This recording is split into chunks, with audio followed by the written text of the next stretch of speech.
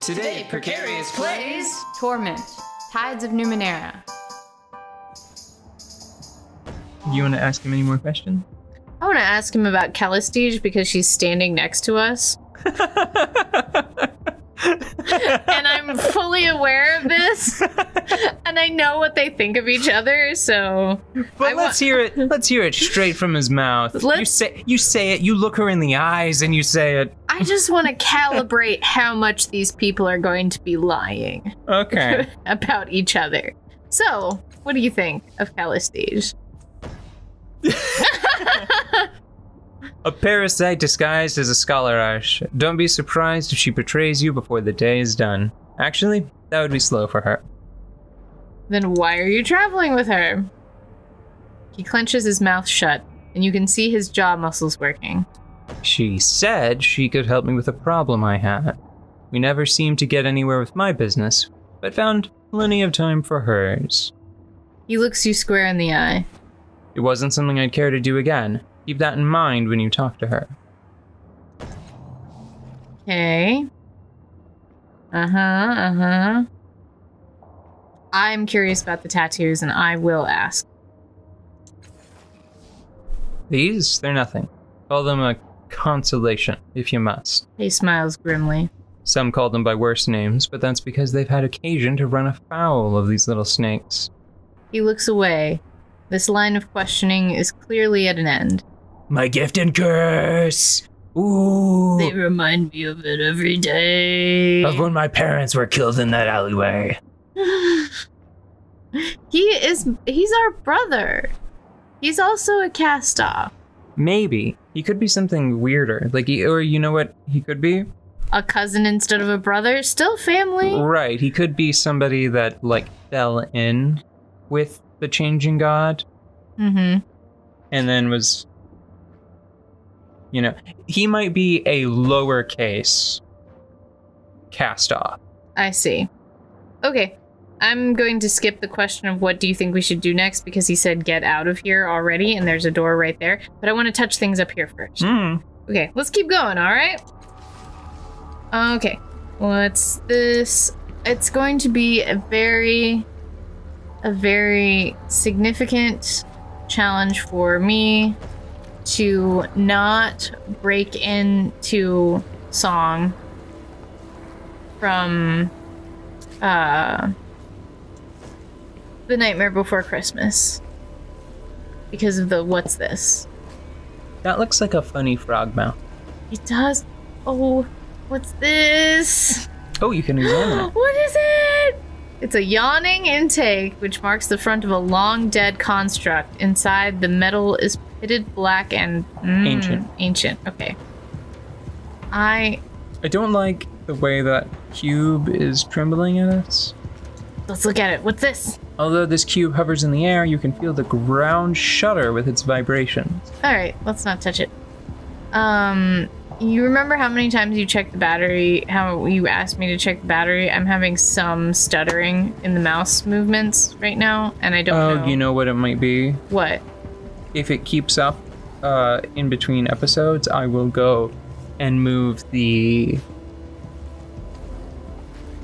wireless receiver from the back of the tower to the front. Oh, okay. Because it might just be because we've got so the recording booth that we set up to record, it's pretty simple, but you'd be surprised at how effective this little box is at discouraging the waves. Just smacks them out of the air. Get out of here, wave. Okay. I just found a decommissioned weapon. What is this? Oh, what's this? Who's this? Who's this?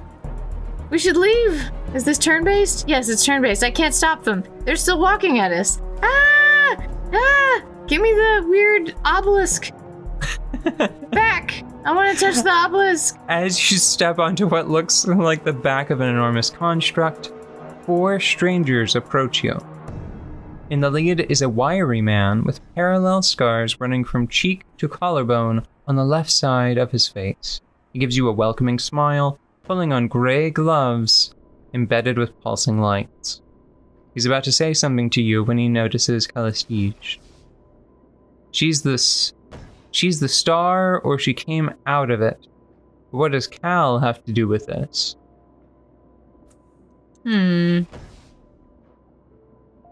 Cal, I thought you'd soared off trawling the reef. Trawling the reef. Found anything tasty? His eyes travel up and down both you and Alijarn. Odds and ends, Koro. Nothing that would interest you, I'm sure. Her words are calm, but she has gone quite still. What is he doing here? He has something up his sleeve, I know it.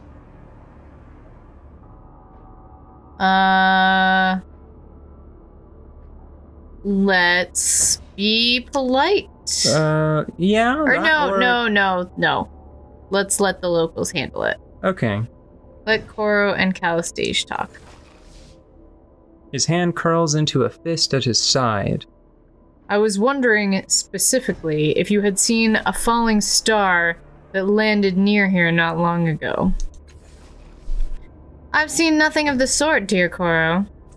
Her lips close thinly. What about your friends? He turns to you. I know most of the draft that scavenges the reef these days. It's a rare pleasure to see a new face. Change the subject. Nice scars. How'd you get them? What are those gloves for? 3's a nice misdirection. I think... Yeah, I think where did this star land is a good misdirection. Mm-hmm. Oh wait, what's the deception? I'll be honest with you, I saw the star, but I don't know where it landed. You're in my way, move or I'll make you move. Rude. Okay, I'm not sure if we're buff enough to back up number 7. No, and but, I don't want to be. 6 might be what we wanted from 3. I think so.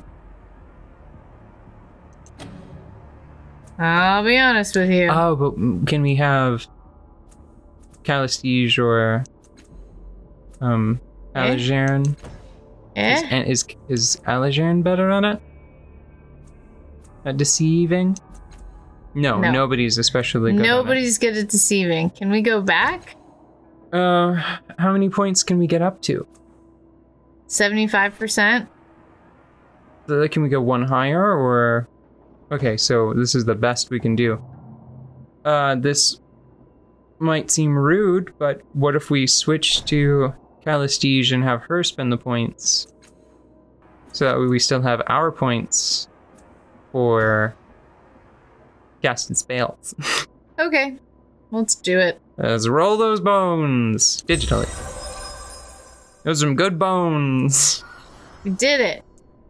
Koro studies you for a long moment before sighing. All right, he says. Well, do let us know if you spot anything of interest. I'd like to say we'd pay for the privilege, but if we were rich, we wouldn't be down here, would we? If she's not... Oh wait, that's you. She's not telling the truth, and she's a fantastic liar. Guess I was wrong. Yay. Bye. Ugh, I will touch all the space trash, but man, people, ugh.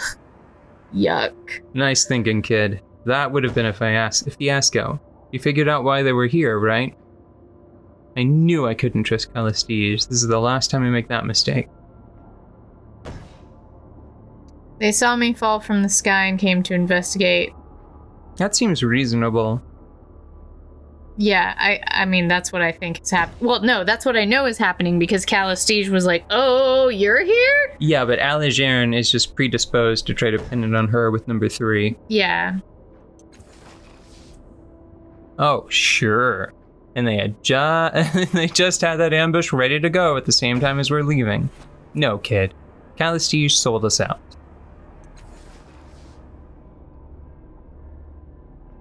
Excuse me, are you suggesting I had something to do with Koro's plans?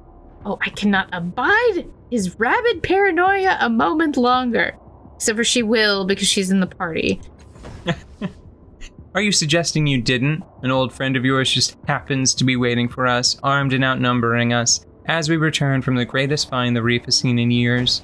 It's too convenient for me, too convenient by far. I am the greatest find. they have seen in you years. charmer, you. Oh, of all the idiotic paranoid delusions, you really believe this, don't you? You really believe I'd use a half-wit like Koro to stab you in the back rather than do it myself? If I was going to stab you in the back, I would do it myself and from the front.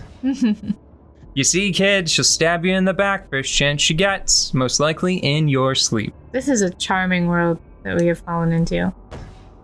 He throws up a hand, forestalling Calistige's retort. Look, I don't care. Fact is, I can't trust you anymore, and I wonder why I ever did. This is the last we traveled together. I've got enough to worry about with having to watch my back 28 hours a day. He turns to you. Huh.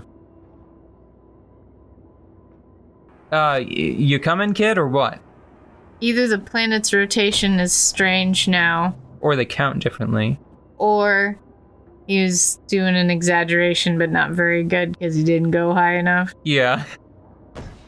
But it's a testament that I'm left wondering which one. I don't want to start more arguing. Which one?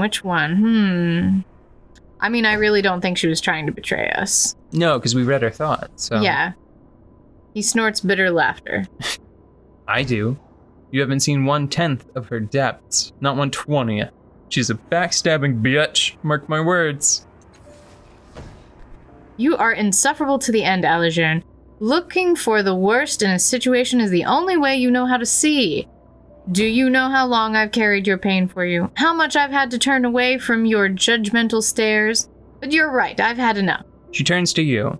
Child, I'm happy to guide you, but I will not walk another step with this paranoid buffoon. Ah, finally, something we agree on. Kid, she'll chop off... No. Oh, wait. He growls. Oh, he growls. Sorry, I was already reading to the answers. Oh, okay. My bad. Kid, she'll chop off your head and spit down your throat. I'll get you to where you need to go and let you sleep at night to boot. It's up to you. Number 4 is pretty harsh. Yeah. I want to see how long I can keep these people around me. Why? Because I don't think I've gotten a really great indication of who's going to do what I need. We've known each other for 5 minutes. 2 rooms? Two rooms isn't a lot. I agree with that. We have not traveled together. This is not travel. This is walking down to the water cooler. And I will say that we can read their thoughts and they don't seem to know that. So it really does seem like the only source of conflict, it's the 2 of them hanging out together. Like they both actually seem like they don't want to do us any harm. Yeah. If this doesn't work, then I think that we should travel with Calistige just because... Yeah, me too, because she seems the harbor less... I prefer to be pet than 50-50 friend snack. Like, you know what I mean? Yeah. Why can't I travel with both of you? Can't you just work it out?